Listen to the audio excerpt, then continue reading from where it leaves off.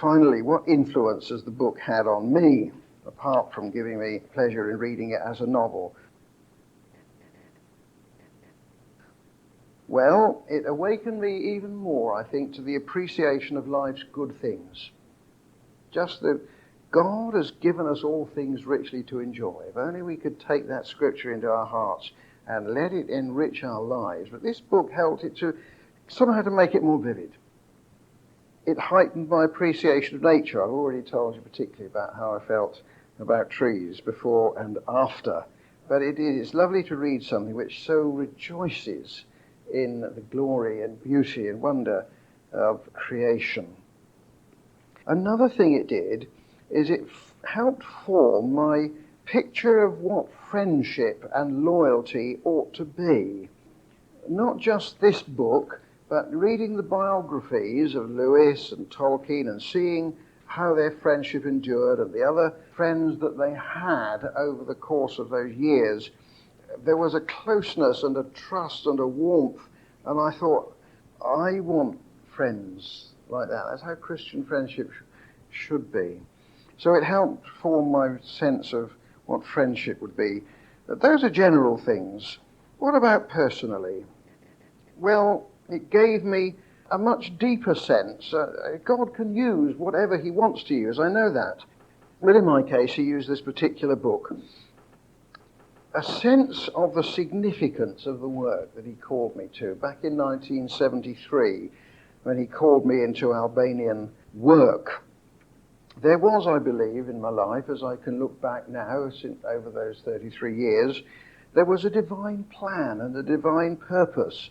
And sometimes it's flowed greatly and publicly, and sometimes it's been much thinner and private, and not much was happening in the eyes of the world at all. But it's always been there since 1973. And I would say that this book is one in which God seemed to give me that parable that your work is significant. God has a plan and a purpose, and it helped me to set my hand to the plough, as it were, and to keep my hand there. And I would say finally, because I think this is the most important thing of all, it made me seek for Christ much more earnestly, much more centrally.